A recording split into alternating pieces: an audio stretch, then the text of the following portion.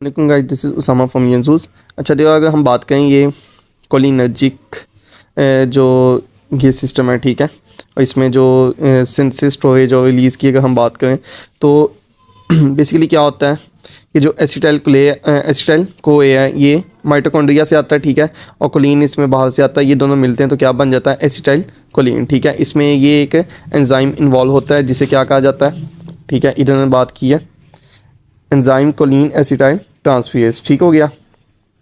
अच्छा, अब इसके बाद क्या होता है अब जब नर्व इम्पल्स आती है पीछे से, ठीक है, तो उसे ये नहीं होता कि पहले वो आए और बाद में आके इसे ये बने उसके सामने, ठीक है, और इतना टाइम नहीं होता ना, तो इसे पहले से बन के स्टोर होना चाहिए।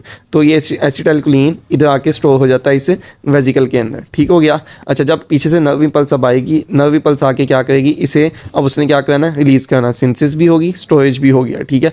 तो रिलीज़ कराने के अंदर क्या चीज़ यूज़ होती है, ठीक है, दो प्रोटीन्स है, एक स्नेयर प्रोटीन्स उन्हें हम कहते हैं, ठीक है, जो कि ये यहाँ लिखा हुआ है। SNARE proteins include v SNAREs associated with the vesicles and t SNARE protein associated with the nerve terminals membrane. इस वेसिकल के इर्द गिर्द जो होगी वो वी स्नेयर प्रोटीन्स होगी, ठीक है, और जो इसके इर्द गिर्द होगी वो टी स्नेयर्स, सॉरी, इधर इधर जो होंगी वो टी स्नेयर होंगी। ये देखें, ये वाली टी स्नेयर्स होंगी, ठीक है, और ये वी स्नेयर्स होगी, ठीक है। अच्छा, तो ये अब इस वेसिकल को जो इसके इर्द गिर्द लगी होंगी वी स्नेयर प्रोटीन्स, उन्हें इन टी स्नेयर जो नर्व टर्मिनल की मेम्ब्रेन के साथ प्रोटीन्स लगी हैं उनके साथ जाके इंटरेक्ट करना होगा, ठीक है। उसके अंदर क्या होता है, उसके अंदर कैल्शियम फिर रोल प्ले करता है। इन दोनों स्नेयर प्रोटीन्स की इंटरेक्शन कराने के लिए उसमें कैल्शियम पॉजिटिव रोल प्ले करता है, कैल्शियम बाहर से आता है, ठीक है, और v SNARE proteins t SNARE protein के साथ इंटरेक्ट करते हैं, ठीक है, और एसिटाइलकोलिन रिलीज हो जाता है, ठीक है। तो बेसिकली ये एसिटाइलकोलिन का रिलीज ऐसे होता है। अब उसके अंदर रेट लिमिटिंग स्टेप क्या होते हैं, ठीक है। एक तो सबसे पहले आ जाता है कि हेमीकोलिनियम जो ड्रग है, ठीक है, वो कोलिन को ही ना अंदर आने देना, ठीक है। कोलिन को अंदर नहीं आने देगी तो एसिटाइल कोई नहीं बनने, मतलब उसके साथ कौन अटैच होगा जो एसिटाइल कोलिन बनाएगा, ठीक है।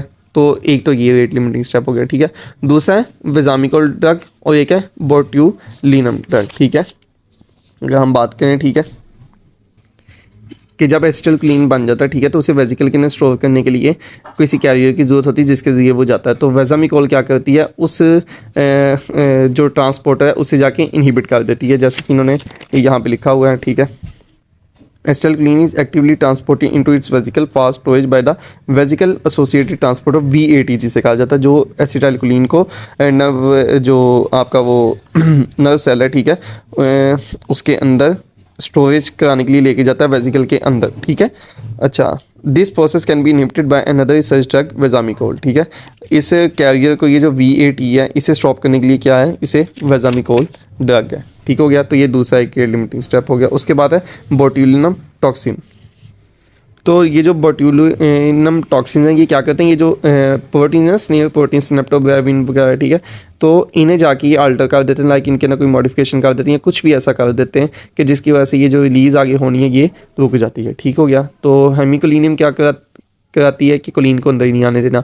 वेजामिकोल क्या करता है, ये VAT को इनहिबिट करा देता है, यानी स्टोर नहीं करने देता है एसिटाइलकोलिन को। बोट्यूलिनम क्या करता है, अगर स्टोर हुआ तो उसे आगे रिलीज़ नहीं करने देता है, ठीक है। तो बेसिकली ये एक मतलब कि वो नर्व सेल था और ये आगे एक नर्व सेल है, ठीक है, मतलब ये उसकी नर्व जो मेम्ब्रेन है टर्मिनल मेम्ब्रेन है, ठीक है, लाइक ये प्री सिनेप्टिक आप कह लें और ये पोस्ट सिनेप्टिक कह लें कि जिसने आगे जाके एक्ट करना है, ठीक हो गया।